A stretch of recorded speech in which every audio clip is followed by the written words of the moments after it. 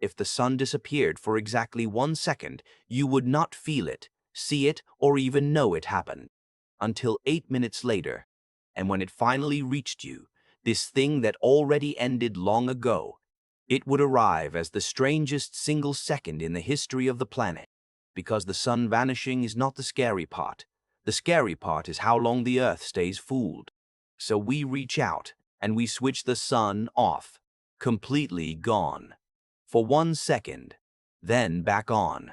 Here is the first shock. At the instant the sun disappears, absolutely nothing changes on Earth. The sky is still bright, you feel warm, everything is normal. That should feel impossible. The sun is gone. Why is it still shining? Your eyes, your skin. Every sensor on the planet would report a completely normal sunny day. The most important object in the sky could cease to exist, and for a while the Earth would carry on as if nothing were wrong at all. The answer is that sunlight is not instant. It is a traveler, and it is slow enough to matter. Light is the fastest thing in the universe, but the sun is so far away that its light still takes about 8 minutes and 20 seconds to cross the gap to your eyes. So the sunlight hitting your face right now did not just leave the sun.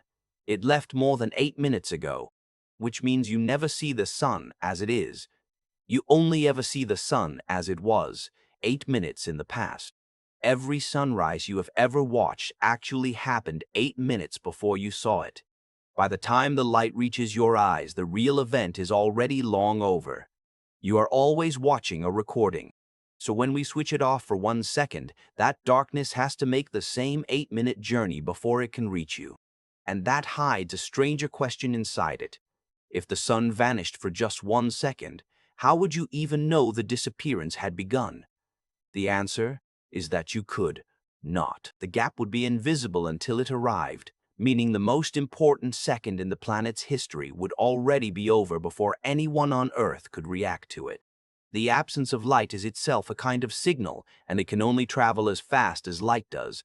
So the news of the blackout crawls across 93 million miles of space at the cosmic speed limit, and not 1 instant faster. For those 8 minutes, you are living under a sun that does not exist anymore, and you have no way to know. There is no alarm, no warning, no flicker to tip you off. The darkness is out there, crossing space toward you, but until it arrives, every instrument on Earth would swear the sun is perfectly fine. But before that 1 second arrives, one quick thing. Subscribe, because the next part changes what you think the word now actually means. Because it is not just the light that is delayed, it is something far more important: gravity. The sun is not just a lamp, it is the anchor. Its gravity is the invisible rope that swings the entire Earth around it in a giant circle year after year. And for a long time, people assumed gravity was instant. That if the sun vanished, the Earth would be flung loose immediately, like a rope suddenly cut. It turns out that is completely wrong, and what actually happens is one of the strangest ideas in all of physics. For centuries, the best minds assumed gravity acted everywhere at once, instantly, across any distance. It seemed obvious. It was also completely mistaken, and proving that changed how we understand the universe. Gravity is not instant either. Changes in gravity propagate at exactly the same speed as light. This was Einstein's realization. A change in the sun's gravity does not reach everywhere at once. It ripples outward like a wave, moving at the speed of light and not a fraction faster. So when the sun disappears, the rope is not cut instantly. The information that the anchor is gone has to travel all the way to Earth first. And it travels at the same speed as the darkness, which means the light and the gravity arrive at the exact same moment. About 8 minutes and 20 seconds later. That timing is not a coincidence. Both light and gravity are limited by the same universal speed, the fastest anything can move. Nothing, not light, not gravity, not information of any kind, is allowed to beat it. Sit with what that means. For those whole 8 minutes, the Earth keeps circling a sun that is not there. It follows the orbit perfectly. It swings around an empty spot in space, held by the memory of a rope that was already dropped. The Earth is not held in place by where the sun is. It is held by where the sun was. 8 minutes ago. Everything you think of as now is really then. This is true of everything in the sky, not just the sun. The stars you see at night could have died thousands of years ago, and their light is only reaching you now. The night sky is a graveyard you mistake for the present. But remember, in our story, the sun was only gone for 1 second, then it came back. So the gap, that 1 second of missing light and missing gravity, is now a 1 second long hole flying toward Earth at the speed of light. 8 minutes and 20 seconds after we flick the switch, the hole arrives, and what 1 second of missing sun does is not quite what you would guess. For one single second, the sky goes black. The sun simply blinks out. Every shadow on the daylight side of Earth vanishes at once because there is no light to cast them. And in that same second, the Earth's invisible rope goes slack. For 1 second, our planet is attached to nothing.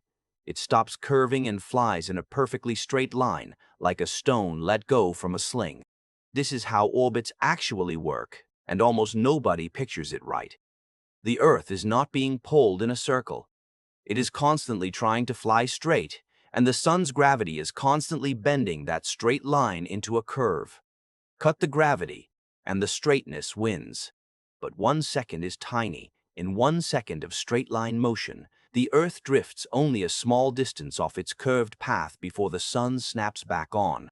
The light returns, the warmth returns, and the gravity returns, grabbing the Earth again and bending it gently back into its orbit, as if nothing happened. There would be effects, of course.